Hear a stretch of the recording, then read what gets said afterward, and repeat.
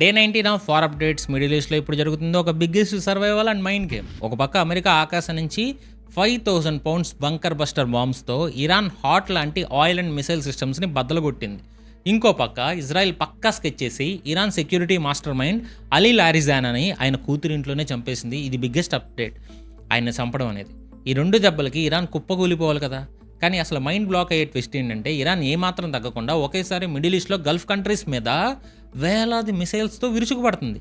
Leaders పోయినా, బాంబులు పడుతున్నా ఇరాన్ ఆర్మీ ఎందుకు కొలాప్స్ అవ్వట్లా? అమెరికా వేసిన బంకర్ బస్టర్స్ వెనుకున్న అసలు మాస్టర్ ప్లాన్ ఏంటి? అండ్ లారిజానీ మరణం వెనుకున్న సీక్రెట్ ఆపరేషన్ ఏంటి? అండ్ ఈ వీడియోలో pure facts and geo politics లోపల జరుగుతున్న బిగ్ మైండ్ గేమ్ని మన స్టైల్లో డీకోడ్ చేద్దాం రండి. First America central command CENTCOM రీసెంట్గా ఒక పెద్ద అటాక్ చేసింది. ఇరాన్ సౌత్ కోస్ట్లో ఉన్న స్ట్రైట్ ఆఫ్ హార్మూజ్ దగ్గర ఉన్న మిసైల్ సైట్స్ మీద ఏకంగా 5,000 పౌండ్స్ వెయిట్ ఉన్న బాంబ్స్ని యూజ్ చేసింది. అంటే సుమారుగా 2,268 కేజీల బరువున్న బాంబ్స్ అవి. ఈ మామూలు బాంబ్స్ కూడా కావు, డీప్ పెనట్రేటర్ మ్యూనిషన్స్, అంటే బంకర్ బస్టర్స్. మీకు ఆల్రెడీ చెప్పే ఉంటాను. అంటే శత్రువులు భూమి లోపల ఎంత లోతుగా, ఎంత స్ట్రాంగ్ కాంక్రీట్ బంకర్స్ కట్టుకున్నా సరే ఆ బాంబ్స్ ఆ కాంక్రీట్ని చీల్చుకొని లోపలికి వెళ్ళి మరీ వెళ్తాయి. ఒక్క బాంబ్ కాస్ట్ ఎంతో తెలుసా? అక్షరాల $2,88,000. మన ఇండియన్ కరెన్సీలో చెప్పాలంటే దాదాపు 2.5 కోట్లు ఒక్కొక్కటి. అంతేనా? అంతే అనుకుంటా. పోయినేడాది ఇరాన్ న్యూక్లియర్ సైట్స్ మీద అమెరికా ఏకంగా 30,000 బాంబ్స్ వేసింది. వాటితో పోలిస్తే ఇది చిన్నదైనా టార్గెట్ని బట్టి ఇవి ఇంపాక్ట్ చాలా డెడ్లీగా ఉంటుంది. మరి ఇంత రేట్ పెట్టి బంకర్ బస్టర్స్ని అమెరికా ఎందుకు యూజ్ చేసింది? ఎందుకంటే ఇరాన్ ఆ కోస్టల్ ఏరియాలో యాంటిక్ షిప్ క్రూజ్ మిసైల్స్ని సెటప్ చేసింది. అది మీకు ఆల్రెడీ చెప్పాను. అంటే ఆ సీ రూట్లో వెళ్ళే అమెరికా లేదా ఇజ్రాయెల్కి సంబంధించిన ఏ షిప్ అయినా సరే ఆ మిసైల్స్తో కొట్టి పేల్చేయచ్చు. దాన్ని చెక్ పెట్టడానికి అమెరికా ఇప్పుడు ఈ అటాక్ చేసింది ఈరోజు. ఇక ఇరాన్ కూడా ఒక మైండ్ గేమ్ ఆడుతుంది. ఇరాన్ ఏం చేసింది? స్ట్రైట్ ఆఫ్ హార్మూజ్ని అఫీషియల్గా దారి ఓపెన్గా ఉన్న వెస్టర్న్ కంట్రీస్ షిప్స్ని మాత్రం రానివ్వట్ల.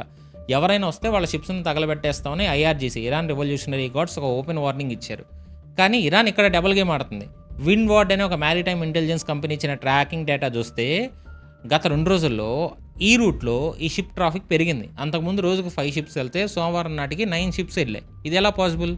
ఇరాన్ కేవలం చైనా, ఇండియా, పాకిస్తాన్ లాంటి ఫ్రెండ్లీ కంట్రీస్కి సంబంధించిన షిప్స్ మాత్రమే ఆ రూట్లో వెళ్ళడానికి సైలెంట్గా పర్మిషన్ ఇస్తుంది. వెస్టర్న్ షిప్స్కి ఏమాత్రం ఎంట్రీ లేదు. దీనివల్ల ఏమైందంటే యుద్ధం మొదలైనప్పటి నుంచి ఈ రూట్లో నాన్ ఇరానియన్ షిప్స్ ట్రాఫిక్ ఏకంగా 95% పడిపోయింది. మరి ఇంత జరుగుతుంటే అమెరికన్ ప్రెసిడెంట్ డీజేటీ మన ట్రంప్ కంపు మాస్టర్ ప్లాన్ ఏంటి? ట్రంప్ యుద్ధాన్ని ఒక వార్ ఆఫ్ చాయిస్ అంటున్నాడు. అంటే ఎవరో అమెరికా మీద అటాక్ చేశారని కాదు, ఇరాన్ వల్ల ఫ్యూచర్లో ముప్పు ఉందని తనకు అనిపించిన గట్ ఫీలింగ్తోని ఈ ఆపరేషన్ ఎపిక్ ఫ్యూరీని మొదలెట్టాడంట. పైగా మనం ఇప్పుడు యుద్ధం ఆపేసినా సరే ఇరాన్ మళ్ళీ కోలుకోవడానికి 10 ఏళ్ళు పడుతుందని నేను స్టేట్మెంట్ ఇచ్చాడు. కానీ నాకు అది సరిపోదు, ఈ డ్యామేజ్ పర్మనెంట్గా ఉండాలని. ఎంత అంటే ఏమంటాడంటే ట్రంప్ ఫ్యూచర్లో వచ్చే ఏ అమెరికన్ ప్రెసిడెంట్ కూడా మళ్ళీ ఇరాన్ ప్రాబ్లం ఫేస్ చేయకూడదని ట్రంప్ ఫిక్స్ అయిపోయాడు. కానీ ఇక్కడ ట్రంప్కి ఒక పెద్ద ఎదురు దెబ్బ తగిలింది. ఈ స్ట్రైట్ ఆఫ్ హార్మూజ్ని దారిని క్లియర్ చేయడానికి ట్రంప్ నాటో కంట్రీస్ని హెల్ప్ అడిగాడు. కనీసం అంటే మీ వైపు నుంచి ఒక 2 మైన్స్ పేపర్స్ అయినా పంపించండి అని చెప్పి దానికి పెద్దగా ఖర్చు కూడా అవ్వదు. కానీ మీకు తెలిసిందేగా, నిన్న 2 కంట్రీస్ రిజెక్ట్ చేసేయని చెప్పాం. ఈరోజు అయితే మొత్తం ఏ కంట్రీ కూడా ఒక్క కంట్రీ కూడా, నాటో కంట్రీస్ కాదు, యూరోపియన్ యూనియన్ కాదు, ఏ ఒక్క కంట్రీ కూడా వీళ్ళకి హెల్ప్ చేస్తానికి ముందుకు రాల. దీనికి అందరూ వెళ్ళలే అన్నారు. కానీ ట్రంప్ దానికి ఫీల్ అవుతాడు కదా, అయ్యాడు. అమెరికా ఎంతోమందికి హెల్ప్ చేసింది, కానీ ఇప్పుడు మనకెవరూ సపోర్ట్ చేయట్లేదు, ఇది ఒక అమేజింగ్ థింగ్ అని సెటైర్ వేసాడు. అయినా సరే ట్రంప్ మాత్రం ఏమాత్రం తగ్గట్లా. మాకు నాటో అక్కర్లా, జపాన్, ఆస్ట్రేలియా, సౌత్ కొరియా ఎవరు హెల్ప్ అవసరంలా, అమెరికా ప్రపంచంలోనే మోస్ట్ పవర్ఫుల్ కంట్రీ, ఒంటరిగానే ఈ భారాన్ని మోస్తాం అనేది ట్రూత్ సోషల్లో పోస్ట్ పెట్టాడు. అండ్ సీలో అమెరికా పవర్ ఏంటో చూపించడానికి ఒక పెద్ద వార్షిప్ కూడా ఎంటర్ అవుతుంది. దాని పేరు యుఎస్ఎస్ ట్రిపోలి. ఇప్పటికే మిడిల్ ఈస్ట్లో ఇరాన్ వార్ కోసం అమెరికా సెంట్రల్ కమాండ్ దాదాపు 50,000 మంది సోల్జర్స్ని పంపించింది. ఇప్పుడు వీళ్ళకి తోడుగా యుఎస్ఎస్ ట్రిపోలి సింగపూర్ దగ్గర మలక్కా స్ట్రైట్ గుండా మిడిల్ ఈస్ట్ వైపుకి చాలా స్పీడ్గా వస్తుందంట. ఇది మామూలు షిప్ కాదు, 850 ఫీట్ ఉంది, 45,000 టన్నుల బరువు ఉంది, ఒక మినీ ఎయిర్ క్రాఫ్ట్ క్యారియర్ లాంటిది. ఇందులో F-35 స్టెల్త్ ఫైటర్ జెట్స్ ఉంటాయి, MV-22 ఆస్పిరేటాన్ స్పోర్ట్ హెలికాప్టర్స్ ఉన్నాయి. వీటన్నిటితో పాటు జపాన్లో ఓకినావా బేస్ నుంచి 31st MUUకి చెందిన 2,200 మంది మెరైన్స్ కూడా ఉన్నారు. వీళ్ళు ర్యాపిడ్ రెస్పాన్స్ ఫోర్స్ అనమాట, ఆపరేషన్స్ రైడ్ చేయడంలో స్పెషలిస్ట్. ఇదంతా చూస్తుంటే అమెరికా ముందున్న నెక్స్ట్ మూవ్ ఏంటి? వాళ్ళ దగ్గర ప్రజెంట్ అయితే ఆప్షన్స్ మారిపోతున్నాయి. 3 ఆప్షన్స్ ఉన్నాయి. ఫస్ట్ ఆప్షన్ వచ్చేసి కర్గ్ ఐలాండ్. ఇరాన్ ఆయిల్ ఎక్స్పోర్ట్స్లో 90% కేవలం ఐలాండ్ నుంచి జరుగుతాయి. రోజుకి 1.1 మిలియన్ నుంచి 1.5 మిలియన్ బ్యారల్స్ ఇక్కడి నుంచే వెళ్తుంది. ఇరాన్ బడ్జెట్లో 50%, రెవెన్యూలో 60% కూడా ఇదే. దీన్ని అమెరికా స్వాధీనం చేసుకోవాలని చూస్తుంది. ఇరాన్‌కి డైరెక్ట్‌గా ఒకవేళ ఈ అమెరికా గనక దాన్ని క్యాప్చర్ చేయగలిగితే ఇరాన్‌కి డైరెక్ట్‌గా చెక్‌మేట్ పడినట్టే. కానీ అమెరికా అలా చేయట్లా. ఎందుకంటే ఆయిల్ ఆగిపోతే గ్లోబల్ మార్కెట్ కూలిపోద్ది. అందుకే ఫిజికల్ అటాక్ కాకుండా ఈ మ్యారిటైమ్ ఇన్స్యూరెన్స్‌ని బ్లాక్ చేసి ఇరాన్ ట్యాంకర్స్‌ని ఎవరూ తీసుకోకుండా వేసి ఇంకో ప్లాన్ కూడా చేస్తున్నారు. అయితే ఖర్గ్ ఐలాండ్‌ని అయితే ఆల్రెడీ హిట్ చేస్తున్నారు. చూద్దాం అంటే క్యాప్చర్ చేస్తారా లేదా. ఇక రెండో ఆప్షన్ యురేనియం. ఇది ఎప్పటి నుంచి చెప్పుకుంటుంది. వాళ్ళ దగ్గర ఇరాన్ దగ్గర 440.9 కేజీస్ 60% ఎన్రిచ్డ్ యురేనియం ఉందని international atomic energy agency report. ఇందులో 200 కేజీలకు పైగా ఇస్ఫహాన్లోని టన్నల్స్లో దాచారు. వీటిని వెతికి నాశనం చేయడం అమెరికా టార్గెట్. ఇక మూడో option boots on the ground invention. అంటే నేరుగా సైన్యాన్ని ఇరాన్ గడ్డ మీదకి పంపించడం. దీన్ని ఫోర్ట్రెస్ ఇరాన్ అంటారు. ఇరాన్ చుట్టూ జాగ్రోస్, ఆల్బోర్స్ లాంటి పెద్ద పెద్ద పర్వతాలు ఉన్నాయి, ఎడార్లు ఉన్నాయి. మీకు తెలుసు ఒకప్పుడు చిన్న కువైట్ని కాపాడడానికి అమెరికాకి 5 లక్షల సైన్యం పట్టింది. అలాంటిది ఎంత పెద్ద ఇరాన్ లోపలికి వెళ్ళి కొట్టడం అనేది అది పిచ్చితనమే. అందుకే అమెరికా గ్రౌండ్ వార్ ఆలోచన అస్సలు చేయట్లేదు. ప్రస్తుతానికి థాట్ ఉందంటుంది కానీ చేసే ధైర్యం ఉండదని నేను అనుకుంటున్నాను. కానీ వీడియోలో ముందుకెళ్ళే ముందు ఒక చిన్న మాట. ఈ రేంజ్ జియో పాలిటిక్స్ని ఇంటర్నేషనల్ ఆర్టికల్స్ వెనకాల ఫ్యాక్ట్స్ని నెంబర్స్ని డీకోడ్ చేసి ఎక్కడ బోర్ కొట్టకుండా ఒక పర్ఫెక్ట్ లాజికల్ ఫ్లోలో మీ ముందుకు తీసుకురావడానికి మా టీం చాలా డీప్ రీసెర్చ్ చేయాలి. మా రీసెర్చ్, మా ప్రెజెంటేషన్ మీకు నచ్చితే మా ఎఫర్ట్స్కి మీరు ఇచ్చే best support just like button press చేయడమే. అలాగే ఈ కాంటెంట్ నలుగురికి యూజ్ అవుతుంది, ఫ్యాక్ట్స్ తెలుసుకుంటారనుకుంటే ఖచ్చితంగా షేర్ చేయండి. మన విఆర్ ఫ్యామిలీ అనేది జస్ట్ ఏమో యూట్యూబ్ ఛానల్ కాదు, ఇది ఒక నాలెడ్జ్ హబ్. మన ఫ్యామిలీ ఇంకా ఎదగాలంటే మీ సపోర్ట్ చాలా ముఖ్యం. ఇంకా ఎవరైనా సబ్స్క్రైబ్ చేసుకోకపోతే ఇప్పుడే సబ్స్క్రైబ్ చేసుకుని పక్కనే ఉన్న బెల్ ఐకాన్ ఆల్లో పెట్టుకోండి. అప్పుడే నేను ఇలాంటి వీడియో పెట్టగానే మీకు నోటిఫికేషన్ వస్తుంది. ఇక లేట్ చేయకుండా మళ్ళీ టాపిక్లోకి వెళ్ళిపోతాం. అమెరికా ఒక పక్క బిలియన్స్ కొద్ది డాలర్స్ తగిలేస్తా బంకర్ బస్టర్ బాంబ్స్ కురిపిస్తుంది. నాటో కంట్రీస్ హ్యాండ్ ఇచ్చినా సరే ఒంటరిగా ఇరాన్ ఎకానమీని దెబ్బతీయాలని మాస్టర్ ప్లాన్ వేస్తుంది. ఇదంతా ఒక ఎత్తు అయితే ఇక్కడ ఒక బిగ్ ట్విస్ట్ ఉంది. ఇజ్రాయెల్, అమెరికా కలిసి ఇరాన్ టాప్ లీడర్లందరినీ వరుసపెట్టి లేపేసినా ఇరాన్ ఎందుకు సైలెంట్ అవ్వాలా? ఇరాన్ ఆర్మీ ఎందుకు కుప్పకూలిపోవట్లా? అసలు ఇరాన్ ఒకేసారి మిడిల్ ఈస్ట్లో గల్ఫ్ కంట్రీస్ మీద ఇంత దాడి ఎలా చేయగలుగుతుంది?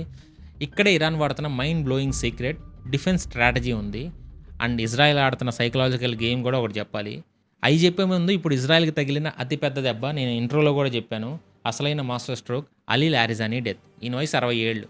ఈయన ఎవరో రిటైర్ అయిపోయిన మామూలు పొలిటీషియన్ కాదు. Iran supreme national security council ఎస్ఎన్ఎస్సికి సెక్రటరీ. ఒక రకంగా చెప్పాలంటే ఇరాన్లో 2 వేర్వేరు వర్గాలకు, అంటే మొండిగా అగ్రెసివ్గా వెళ్లే రెవల్యూషనరీ గార్డ్స్ ఐఆర్జీసీకి, ఇంకా రూల్స్ ప్రకారం నడుచుకునే గవర్నమెంట్ అఫీషియల్స్కి మధ్య ఈయన ఒక బ్రిడ్జ్ లాంటి వాడు.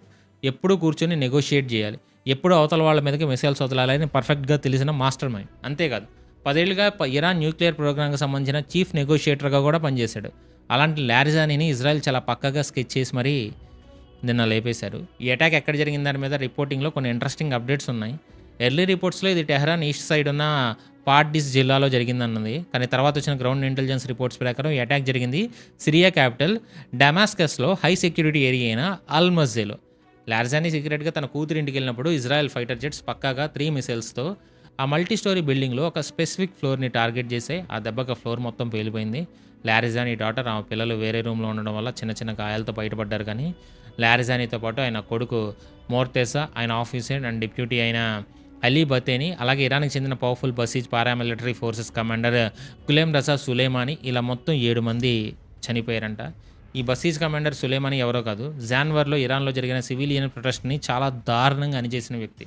ఇక్కడ ఆలోచించాల్సిన లాజికల్ క్వశ్చన్ ఒకటి ఉంది, చాలామంది ఆలోచించట్లా. లారిజానీ సీక్రెట్గా వేరే కంట్రీకి వెళ్ళిన విషయం ఇజ్రాయెల్ అంత పక్కగా ఎలా తెలిసింది?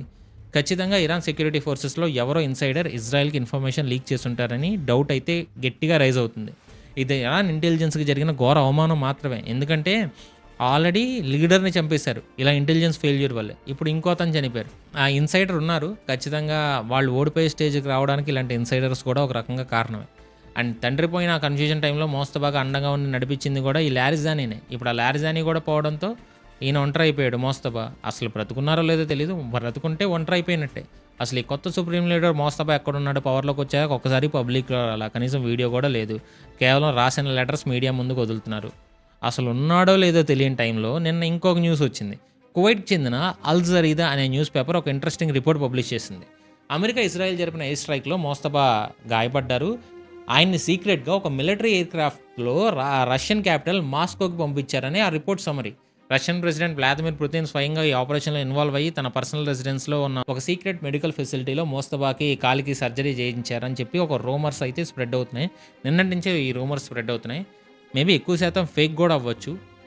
చూద్దాం. దీని మీద ఏమైనా అప్డేట్స్ వస్తే ఫ్యూచర్‌లో ఖచ్చితంగా అప్డేట్ ఇస్తాను. ఇజ్రాయెల్ కూడా ఓపెన్‌గానే స్టేట్మెంట్ ఇస్తుంది. లారిజానీ చాప్టర్ క్లోజ్ చేసాం. మా నెక్స్ట్ టార్గెట్ ఇరాన్ కొత్త సుప్రీం లీడర్ మోస్తఫా ఖమేనీని అని ఆయన్ను త్వరలో న్యూట్రలైజ్ చేస్తామని చెప్తుంది. అండ్ ఇప్పటివరకు జరిగిన ఆపరేషన్‌లో ఇరాన్‌కి చెందిన ఏకంగా 49 మంది టాప్ లీడర్స్ చనిపోయారని అమెరికా కౌంట్ చెప్తుంది. ఇంకో పక్క Israel prime minister Benjamin Netanyahu mind game మామూలుగా లేదు. ఒకానొక టైంలో నెతన్యాహు వీడియోస్ ఫేకు, ఆయన చేతికి 6 వేళ్ళు అన్నర దాకా మనం మాట్లాడుకున్నాం. అండ్ నిన్న వీడియోలో కూడా నేను ఒక మాట చాలా కాన్స్పిరసీ థియరీస్ ఉన్నప్పుడు కూడా ఒకటి చెప్పా. ఈ ఏ వీడియోస్‌లో అందరూ ఫాల్ట్ చెప్తున్నారు. కానీ నా గట్ ఫీలింగ్ ఏంటంటే ఆయన ఖచ్చితంగా బ్రతికే ఉన్నారు. ఈ వీడియోస్‌లో ఏదో ఒకటి రియల్ వీడియో అయ్యి ఉంటది అని. అండ్ ఒక రకంగా అది నిజమైంది. వాటన్నిటికీ చెక్ పెడతా రీసెంట్‌గా అమెరికన్ అంబాసిడర్ మైక్ హక్కబీతో కలిసి ఒక ఫుల్ లెంత్ వీడియో రిలీజ్ చేశాడు నెతన్యాహు. ఆ వీడియోలో నవ్వుతా యెస్ మైక్ నేను బ్రతికే ఉన్నానంటే షాకింగ్ వస్తువుని కెమెరాకి చూపించాడు. అదొక పంచ్ కార్డ్. మనం బస్సులో టికెట్స్ పంచ్ చేస్తాం కదా! అలా ఆయన హిట్ లిస్ట్ అనమాట. ఆ కార్డ్‌ని చూపిస్తా ఈరోజు ఈ కార్డ్‌లో ఉన్న 2 పేర్లు జరిపేశాను. వాళ్ళే అలీ లార్జానీ, పసిఫ్ కమాండర్ సులేమానీ. ఈ లిస్ట్‌లో ఇంకా చాలా పేర్లు మిగిలున్నాయని చాలా కూల్‌గా వార్నింగ్ ఇచ్చారు. ఇప్పుడు అసలు అండ్ ఇంకో విషయం ఏంటంటే ఇందులో కూడా మళ్ళీ షేక్ హ్యాండ్ ఇచ్చేటప్పుడు అని చెప్పి వీడియోస్ వస్తున్నాయి. ఇంకా నాకు ఏ వీడియోస్ అని నమ్మబుద్ధి కావట్లా. ఆయన బ్రతికే ఉన్నాడని కనబడుతుంది. అన్ని వీడియోస్ ఎవడు రిలీజ్ చేయడు. కానీ కింద కామెంట్స్‌లో ఏంటంటే ఎందుకు అన్ని వీడియోస్ రిలీజ్ చేయాలి ఏదో డౌట్ కొడుతుంది అంటున్నారు. నాకైతే బ్రతికున్నారని అనిపిస్తుంది. అది ఏ వీడియో కాదనిపిస్తుంది. ఇప్పుడు అసలు పాయింట్‌కి వద్దాం. ఒక దేశం తాలూకు సుప్రీం లీడర్ ఏమో తీవ్రంగా గాయపడి రష్యన్ హాస్పిటల్ బెడ్ మీద ఉన్నాడని రూమర్స్ ఉన్నాయి. ఏదో ఒక హాస్పిటల్ బెడ్ మీదే ఉన్నారు ఖచ్చితంగా. అండ్ దేశాన్ని నడిపించి important security chief, top military commander, main politicians అందరూ ఇజ్రాయెల్ బాంబ్స్‌కి బలైపోయారు. అలీ లార్జానీతో సహా. మామూలుగా అయితే ఈ పాటికి దేశం కుప్పకూలిపోయి ఆర్మీ చేతులెత్తేసి సరెండర్ అయిపోవాలి. కానీ ఇరాన్ మాత్రం అలా చేయట్లా. వాళ్ళ డిఫెన్స్ ఏమాత్రం తగ్గట్లా. పైగా ఇంకా అగ్రెసివ్‌గా మారుతుంది. ఇది ఎలా పాసిబుల్? అసలు ఇరాన్ మిలిటరీ సిస్టమ్ ఎందుకు కొలాప్స్ అవ్వట్లా? దీనికి ఇరాన్ ఫారెన్ మినిస్టర్ అబ్బాస్ అర్గాచి అల్ జజీరాకి ఇచ్చిన ఇంటర్వ్యూలో ఒక లాజికల్ ఆన్సర్ ఇచ్చారు. ఇరాన్ అనేది వ్యక్తుల మీద ఆధారపడిన దేశం కాదు. ఇదొక సాలిడ్ స్ట్రక్చర్, ఒక పవర్ఫుల్ సిస్టమ్. అమెరికా, ఇజ్రాయెల్ ఎంతమంది లీడర్లని చంపినా మా అడ్మినిస్ట్రేషన్ ఆగదు అని చెప్పాడు. ఆ సిస్టమ్ పేరే మొజాయిక్ డిఫెన్స్. ఈ పదాన్ని బాగా గుర్తుపెట్టుకోండి. ఇరాన్ మిలిటరీ ఫాలో అయ్యే మోస్ట్ డేంజరస్ డాక్ట్రిన్ ఇది. దీన్ని గతంలో Iran strategist Mohammad Ali Jafari design చేశాడు. ఇది ఎలా పుట్టిందంటే గత 20 ఏళ్లుగా అమెరికా మిలిటరీ ఇరాక్, ఆఫ్ఘనిస్తాన్ లాంటి కంట్రీస్ మీద ఎలా అటాక్ చేస్తుంది, ఎందుకు ఫెయిల్ అవుతుంది, వాళ్ళ వీక్నెస్లు ఏంటి అని ఇరాన్ డీప్గా స్టడీ చేసి ఈ సిస్టమ్ని రెడీ చేసుకుంది. ఈ మొజాయిక్ డిఫెన్స్ కాన్సెప్ట్ ఏంటంటే పవర్ని మొత్తం ఒకే చోట సెంట్రలైజ్డ్గా ఉంచరు, పవర్ని స్ప్రెడ్ చేస్తారు. ఇరాన్లో ఇస్లామిక్ రెవల్యూషనరీ గాడ్ కార్ప్స్ మొత్తాన్ని 31 ప్రావిన్షియల్ కమాండ్స్గా విడదీశారు. ఒక్కో కమాండ్కి వాళ్ళ సొంత వెపన్స్ ఉంటాయి, సొంత ఇంటెలిజెన్స్ నెట్వర్క్ ఉంటుంది, సొంత కమ్యూనికేషన్ సిస్టమ్స్ ఉంటాయి. అంటే వాళ్ళు ఏ డెసిషన్ తీసుకోవాలన్నా టెహ్రాన్లో ఉన్న మెయిన్ బాస్కి ఫోన్ చేయాల్సిన అవసరం లేదు. ఒకవేళ యుద్ధంలో టెహ్రాన్లో మెయిన్ హెడ్ క్వార్టర్స్ పేలిపోయినా, కమ్యూనికేషన్ కేబుల్స్ కట్ అయిపోయినా, లేదా ఖమేనీ కానీ, లారిజానీ కానీ, సులేమానీ లాంటి టాప్ లీడర్స్ అందరూ చనిపోయినా సరే ఈ 31 లోకల్ కమాండ్స్కి ఎవరికి వారే ఇండిపెండెంట్గా డెసిషన్ తీసుకొని వాళ్ళ దగ్గర ఉన్న మిసైల్స్తో యుద్ధం చేయగలరు. సింపుల్గా చెప్పాలంటే ఒక పాము తల నరికేస్తే చచ్చిపోద్ది. కానీ ఇరాన్ ఆర్మీ అలా కాదు. తల నరికినా సరే బాడీ మిగతా పార్ట్స్ దానికదే ప్రాణం పోసుకుని ఎదురు దాడి చేస్తూనే ఉంటాయి. That is the power of mosaic defence. సరిగ్గా ఈ మొజాయిక్ డిఫెన్స్ సిస్టమ్ వల్ల ఇరాన్ ఇప్పుడు ఒకేసారి మిడిల్ ఈస్ట్ మొత్తాన్ని రణరంగంగా మార్చేసింది. వాళ్ళ టాప్ లీడర్ లారిజానీ మరణానికి ప్రతీకారంగా ఈ లోకల్ కమాండ్స్ ఒకేసారి రెచ్చిపోయాయి. వాళ్ళ టార్గెట్ ఒక ఇజ్రాయెల్ మాత్రమే కాదు, గల్ఫ్ కంట్రీస్. ఫస్ట్ ఇజ్రాయెల్ మీద జరిగిన అటాక్స్ చూద్దాం. ఈసారి ఇరాన్ వాడింది మామూలు మిసైల్ కాదు, ఖుర్రామ్ షెహార్ 4 ఖదర్ అనే మల్టిపుల్ వార్ హెడ్స్ మిసైల్స్ని ఉపయోగించింది. ఇవి ఎలా పనిచేస్తాయంటే ఒక మిసైల్ లోపల అనేక రకాల చిన్న చిన్న క్లస్టర్ బాంబ్స్ ఉంటాయి. ఇవి టార్గెట్కి కొన్ని కిలోమీటర్ల పైనే గాల్లో ఓపెన్ అయ్యి విచ్చలవిడిగా బాంబులు కురిపిస్తాయి.